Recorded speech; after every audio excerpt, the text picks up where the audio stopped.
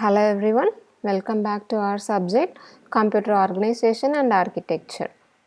In the previous topic, we have seen about some fundamental concepts of executing an instructions.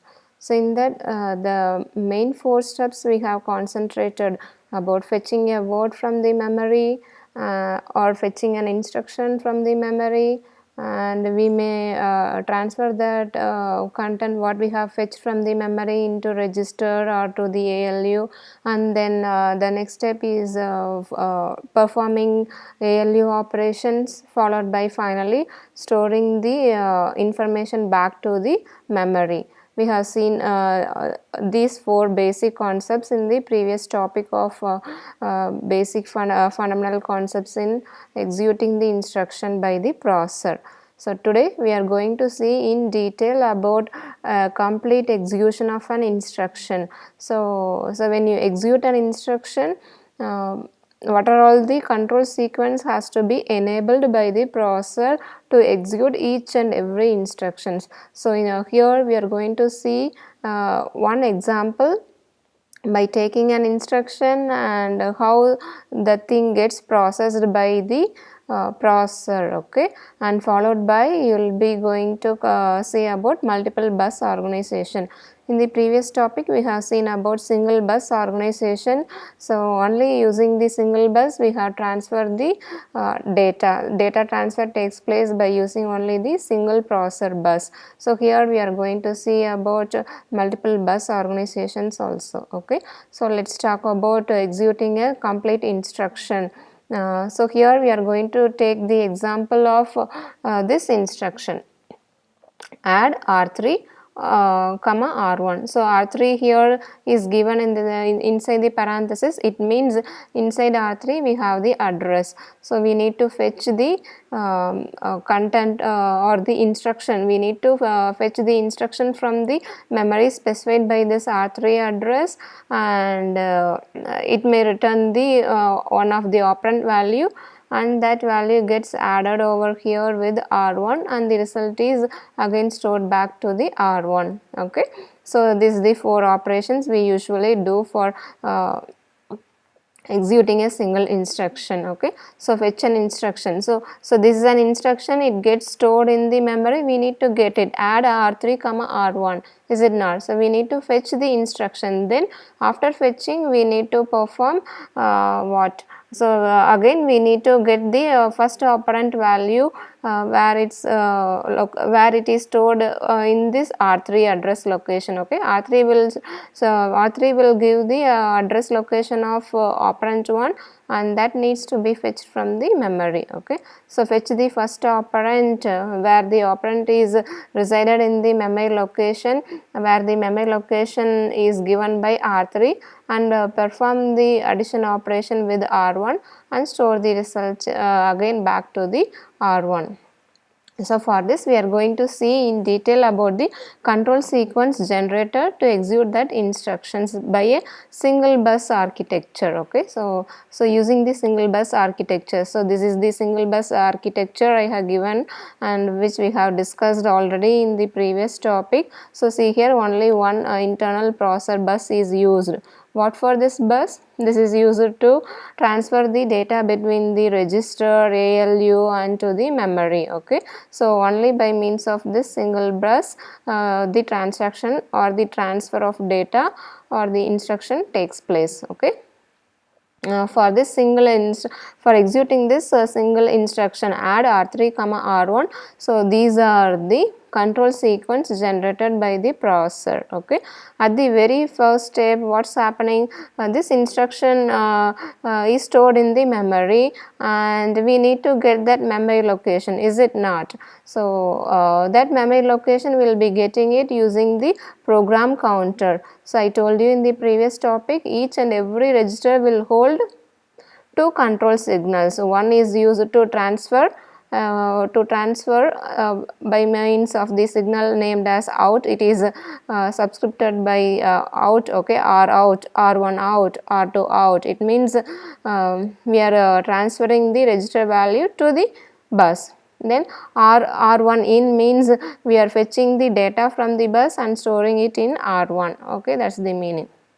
So in PC we will be having the address of this instruction and its signal is enabled, okay, PC out is enabled, which means its data is passed to the control bus, and MAR in, so memory address register, this is the register which is ready to take the data from this PC, so which is just now placed in the processor bus, and it gets stored in the MAR. That's what it is. Its signal is in, not out. In means it is going to store it into this register, and this signal read has to be enabled. Why? Because in the memory we will be doing either two operations, read or write. Currently we are going to read this instruction, is it not, in this location. Then select 4. So here select 4 means once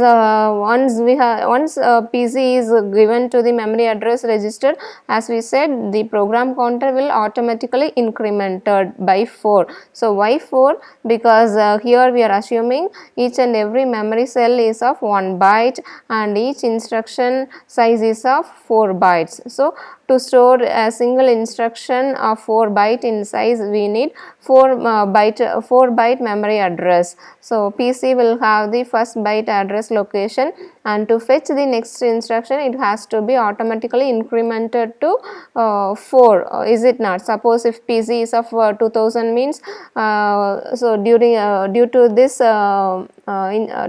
control signal select 4 comma add comma z in, so it will increment the program counter to 2004 automatically. So because we are incrementing by 4 and adding it, okay, so adding this 4 along with the previous value of PC, then the result is stored in z in, okay. You're storing it. Then next what we need to transfer this result incremented value 2004 to PC again, is it not? And PC means program counter register.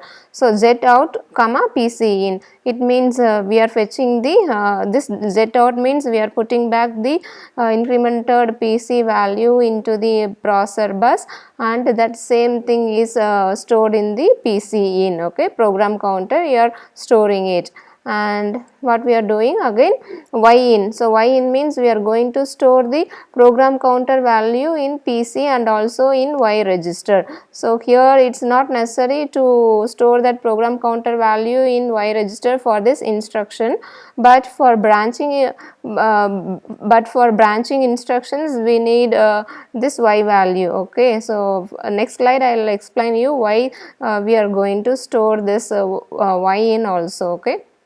I mean program counter value. So Z out PC in Y in, it means Z out value is copied to PC register and Y register. Here there is no need to copy that PC value in Y register, but there is a need when there is a situation like branching in our program, okay.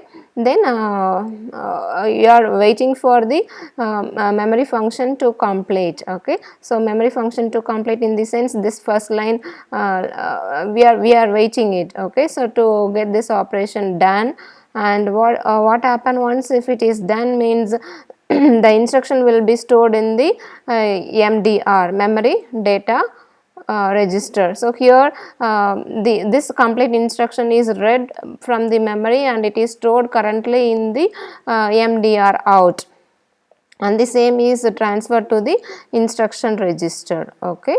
So these three steps are nothing but the fetch phase, okay. Instruction is of two phases. In two phase the instruction gets executed. We need to fetch the instruction from the memory and then we need to execute it, okay. So two phases are there, fetch and execute.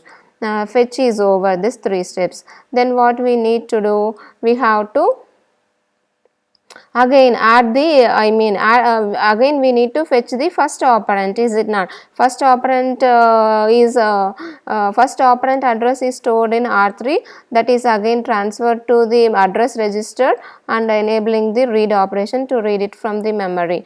Then after while the reading is in processor, so each and every read instruction, the processor clock cycle may vary. While this is in process, what we are doing internally, we are going to transfer this R1 value, which is the second operand value, to the accumulator, to the ALU, so by means of Y register. Okay, R1 value is moved to Y in and waiting for this operation to complete. Now in Y register we are having the second operand value. Okay, once this fourth step is over, we will be having the second operand value in the memory data register. Okay, out. Okay, so it means what, this is transferred to the processor bus, and the same will be fetched by the temporary register called as B. Okay, see here there is a register B in the ALU, so it fetches the value.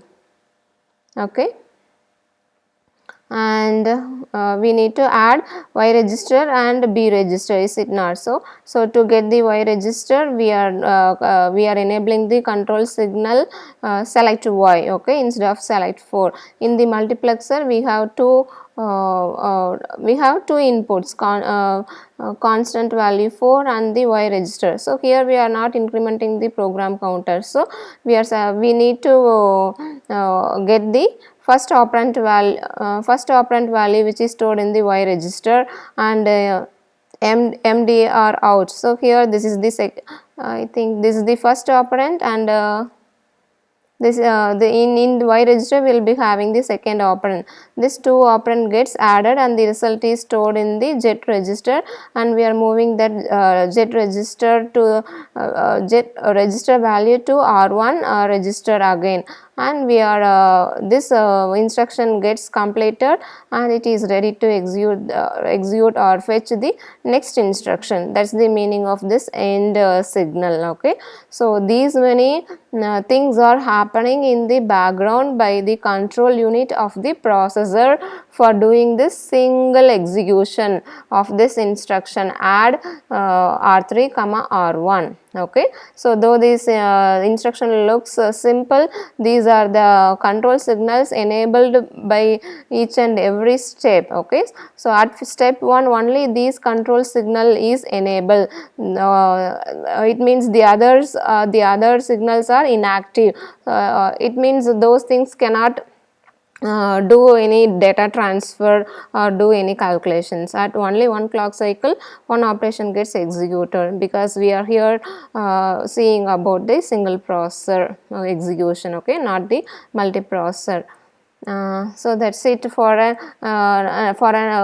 this is the execution of a complete instruction. Okay, so this is an instruction. To execute this instruction, this is the complete control sequence generated by the processor. Okay, I hope you understood this execution of this instruction. Okay, followed by next we are going to see about branching. So when there is a branching, what are all the control sequence that gets generated by the processor. Okay, a branching instruction replaces the content of PC with the branch target address, is it not? So otherwise if there is an so suppose consider these are the set of instructions to be executed. So in the sorry, let me convert into pencil. So assume these dash lines, I am assuming these are the number of instructions in our program, and currently we are in this instruction. This instruction says we need to jump to somewhere else here. Okay, so there are some set of instructions going on in our program, and the third line indicates there is a branching. Branching means instead of executing the fourth line, so the program has to transfer to this line here. Okay, it means PC has to get this address instead of getting the fourth instruction address, is it not? So this is the target address that need to be recalculated, or that needs to be updated by the PC. So how that updation is happening, that we are going to see in this branching instruction. A branch instruction replace the content of PC with the branch target address, okay, so which is usually obtained by adding the offset x, okay. Offset s in the sense how many address from the current PC address have to be added. So currently PC address this is the branch instruction. After reading this branch instruction, PC will be holding this instruction, fourth instruction. So from fourth instruction, how many address address bytes has to be added to reach this location by the PC. So that is said to be the offset x, okay. So offset x is nothing but the difference between the branch target address. So this is the branch target address and the address immediately following the branch instruction. So this is the branch instruction. So after immediately following the branch this is the branch instruction. So this is the branch instruction. Immediately following the branch instruction is this one. So this difference is said to be the offset x, okay. I hope you are following with me. So with this example it will again make you very clear, okay. So to update the PC value when there is a branch instruction, so what's happening by what are all the control sequence has to be generated, okay. So these are the control signals that gets generated for the branch instruction, and that too the branching is unconditional. So unconditional means simply go to that location, that's the meaning of it. Conditional means based on the condition. If x some condition, if x is less than 0, go to that location, or if x is positive, go to that location. Those are, if there is a condition exists, those are saying as those we are saying as a conditional instruction. Branching instruction. So here we are taking an example for unconditional branching. So simply directing the PC to move to some specified offset location. I think first three line are similar what we have seen about fetch cycle, okay. So this is a fetch phase. So we are loading the we need to get the instruction. So by loading the PC value into memory, enabling the read operation, then here this step, after that the PC gets incremented automatically, and that updated value is again stored in the PC and waiting for MFC. So here it should not be there should not be a space over here. So waiting for memory function to complete, then we are reading the branch instructions. So before getting to know this instruction, what the PC hold previously was a branch instruction, okay. So this doesn't know. So only after this stage, after decoding this instruction, we will get to know this instruction is a branch instructions. So before that itself the PC gets automatically incremented, is it not? So after decoding this instruction, we will get the offset value, okay. For example, if PC is 2000, here this is 2000, okay. So in 2000 we are having the branch instruction. So that branch instruction is read from the memory and stored in the instruction register, and now PC is so this line makes our PC value to be how much? Can anyone answer it? So initially PC is 2000. Now this line, this signal will make the PC value to be incremented by 4, and now PC will have the value 2004. And here after decoding this instruction, we will get to know that we need to branch to the address 2050, okay. So 2050, the PC has to update its value as 2050 instead of 2004. So what does it mean? Currently PC address is 2004, is it not? So 2050 minus 2004 is nothing but 46.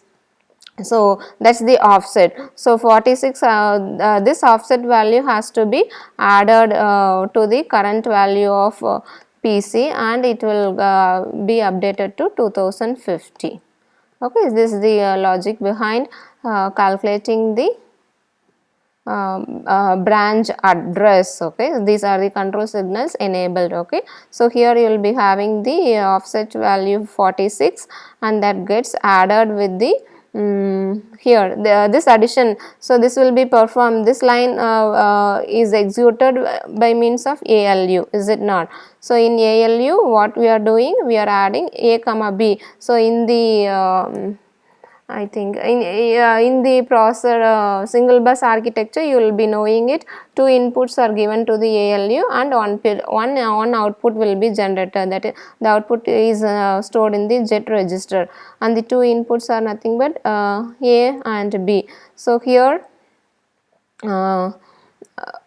B value will be fetched directly from the internal bus. Okay, so now B after offset field of IR out. Okay, so here this field value will be placed in the processor bus, and that value is nothing but 46, that gets stored in the B register. Okay, and in Y register we are having PC value, is it not? So PC value is 2004.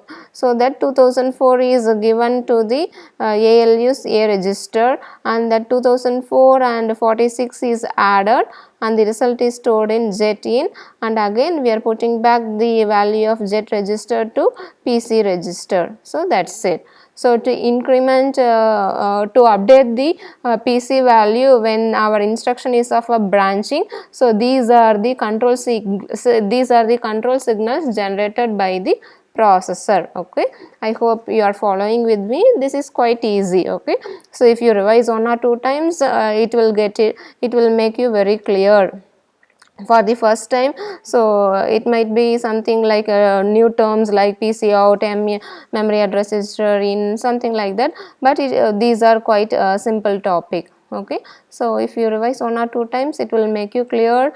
It's a very simple topic. Again I am repeating it. Okay, so that's it about executing the complete instruction. Now we are moving to multi-bus organization. So in the so far we have seen about so only one internal processor bus. So, processor bus. Okay. So what happens if we have more than one internal bus? So obviously our data transfer will be quite fast, and we could reduce the number of clock cycles. The performance gets increased. So that's the logic behind why we are going for multi-bus organization.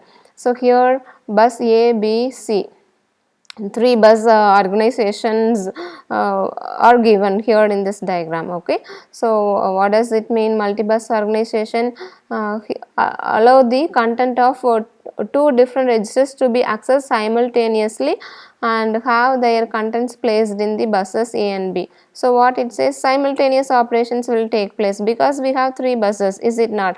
So here instead of register R1, R2, R3 like this, all these are packed in a block of in a block called as the register file. Okay, so what happens at a time in a single clock period itself, we can transfer two register values, one register value to bus A and the another to bus B. Okay, so we could have high performance when we have more than one bus.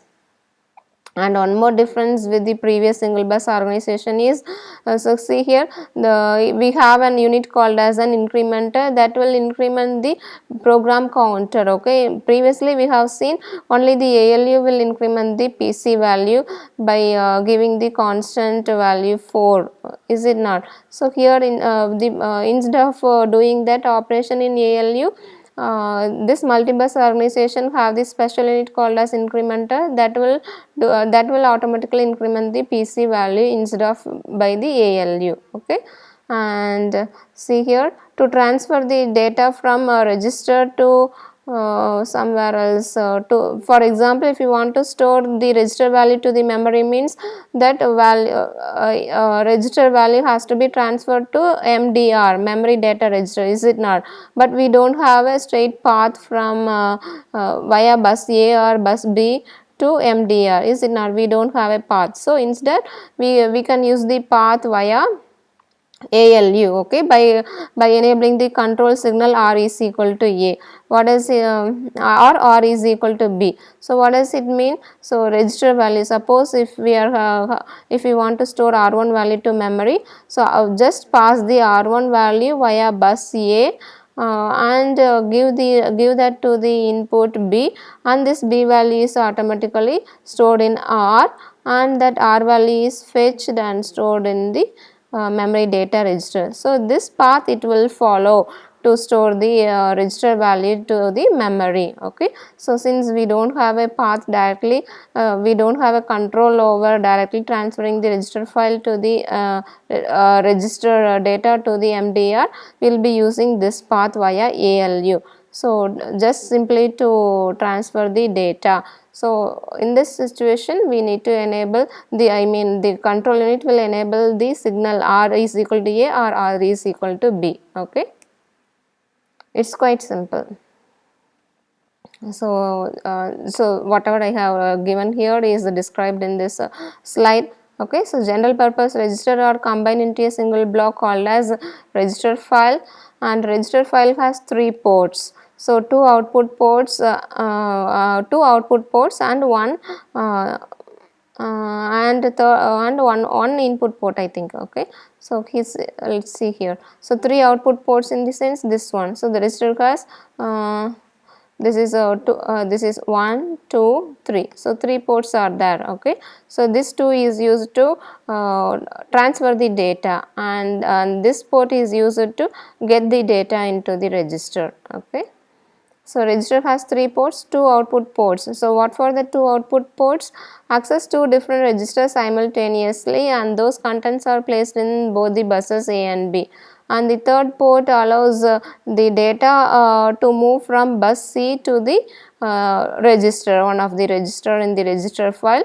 All this will happen in a same clock cycle, okay. So since we have more number of bus, so we could do each in a single clock cycle, and we could reduce the time duration of data transfer. Buses A and B are used to transfer the source operands to the ALU, is it not, okay. So instead of depending on serial manner, like getting the A value and then B value, so it will take time. So in both the buses we will have the operand values, and the operand values will be passed to the ALU, and the ALU will do the operation, and the result is transferred to the processor register or to the memory via bus C, okay. It's quite simple, it's very interesting also, okay, multi-bus organization. And the same thing is explained in the next slide also. So ALU may simply pass one of its 2 input operands unmodified to bus C. So as I told you, to transfer the register value to the memory address register, so here ALU will not only do the arithmetic and logic operation, but it also simply passes the data value from register to other register or to the memory data register using the bus internal bus C, okay. So for that to simply pass the data, the ALU has to enable the control signals, either R is equal to A or B. And PC, as I told you, using the increment unit, it gets automatically incremented rather than incrementing it using the ALU, where we have seen in the single bus organization, PC is incremented using the ALU unit, but in multi-bus organization PC is incremented using the incremented unit, okay. And next, using the incrementer, it eliminates the need of using the ALU, and the source for the constant 4 to the ALU via the multiplexer can be used for some other purpose, like we have an instruction like load multiple and store multiple instructions are there. We are in need to increment the values by 4. Okay, there we need to increment the memory address by 4. So for that instructions we can use this multiplexer value by enabling the select signal 4 instead of select y. Okay, so there is no need to there is no need to depend on ALU for incrementing the PC in multibus organization. So that's the logic, we need to understand it. And so see here a simple instruction we are going to see in multibus organization. So what are all the control signals are enabled to execute this instruction. So to execute this instruction, definitely we need to fetch it from the memory. So to fetch it from the memory, we need to get the address from the PC. Okay, so get the address from the PC and R is equal to B. What does it mean? PC value is transferred to memory address register via ALU, and now we will have the PC value in memory address register. Enable the read operation, not the write operation, because we are going to fetch the instruction, and simultaneously this signal, control signal, gets activated to increment the PC. Now the incrementer unit in the processor gets the PC value updated, and wait till the operation read operation gets over. Okay, wait till the memory function complete, and once it is done, this instruction will be placed in the memory data register, and that has to be moved to the instruction register in. Okay, so we are reading it, that's what in control signal is enabled. We are going to transfer the data from MDR, so that's what its control signal is out B, not out in B. Okay, out B means we are taking the data from MDR and passing it to IR via via this ALU. Okay, so see here in the bus organization we have the we need to store the value to the here what the instruction we need to transfer the data from memory data register to instruction register IR, is it not? So we currently we have the instruction, is it not? Add R4, R5 and R6, that instruction is there. So that will be passed by means of only these 2 lines, is it not? So suppose if you assume the instruction is passed via bus B, then bus B, in bus B we have the instruction that is moved to the ALU register B, and from here via B it gets stored in the R in ALU, and that instruction is given to the bus B, and from bus B the IR register gets updated. Okay, so this path it follows to transfer the MDR value to IR.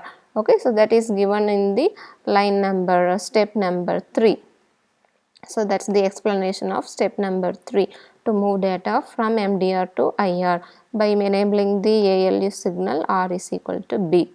And finally these 3 are fetch phase, and once all fetch is over, we are straight away in a single step itself we are doing the execution. Okay, so currently we are having the operand 1 and 2 value in R4 and R5 and adding the result. Okay, and the result is stored in the R6 register. So that's it. Okay, so quite simple. We are executing the instruction in a single process cycle itself.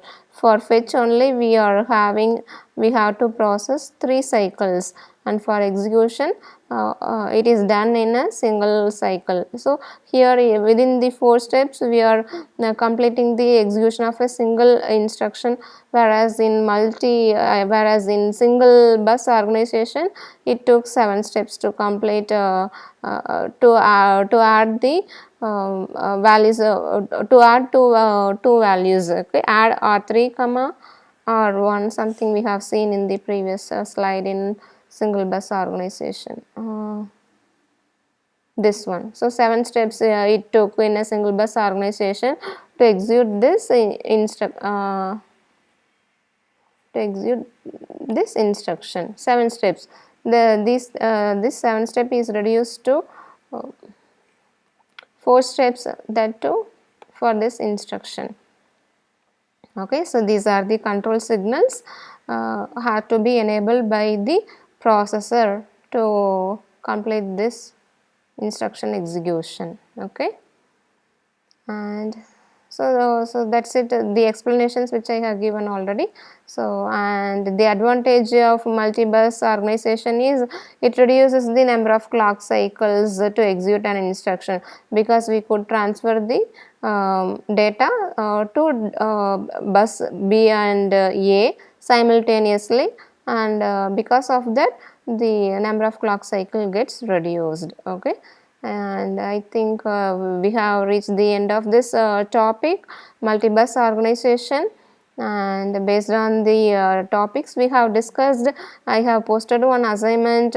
What is the control sequence for executing this instruction?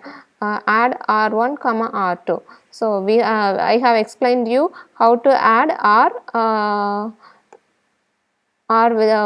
within the parenthesis I have given R1. So it means one more extra step to fetch the operand value from the memory. So here I am simply giving add R1 comma R2. So for execute this instruction, so what's the control signals have to be generated. Okay, you just complete it and submit this answer. Okay, so that's it about today's topic, and I will meet you in the next topic. Till then, thank you all.